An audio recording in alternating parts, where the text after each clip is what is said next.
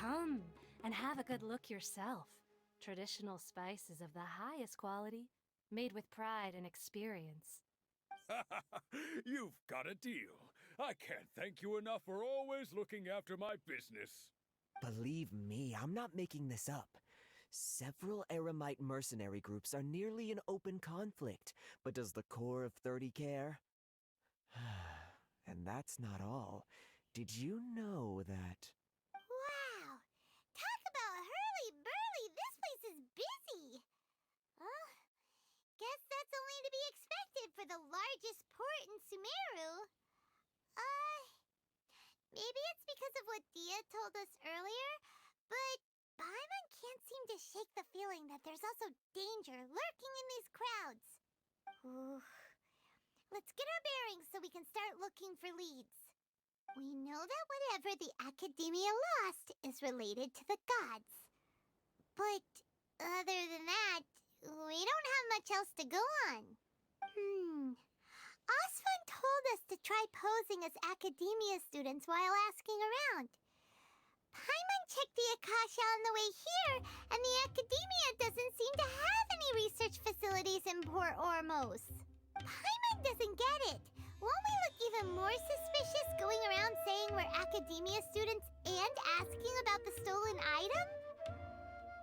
Well, given all the people that come through here every day, if there's any information to be found, Paimon bets we could find it in the market. Let's ask around and see what we come up with.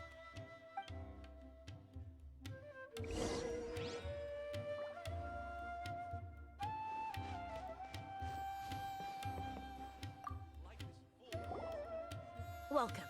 Welcome. How can I help you two? Hi there. We would like to ask you a question. Do students from the Academia ever come to Port Ormos? Of course.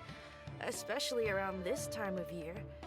Students from Sumeru City that are about to graduate often come to Port Ormos to cut loose a little. Many people often talk about how hard it is to get accepted into the Academia, let alone graduate. But those who finish their studies and go on to become full-time researchers at the Academia have it even harder. Sure, we may not be Sumeru City, but Port Ormos offers beautiful scenery and a stress-free environment. Some even say it's good luck to come to Port Ormos, so students and researchers come flocking here when things get to be too much at the Academia. Ah, you see over there? Those are students from the Academia. They've been looking worried and miserable ever since they got here a few days ago. If you ask me, the life of a merchant is better. So long as the Akasha teaches us what we need, then life is good. Those students seem to be discussing something. Let's see if we can listen in.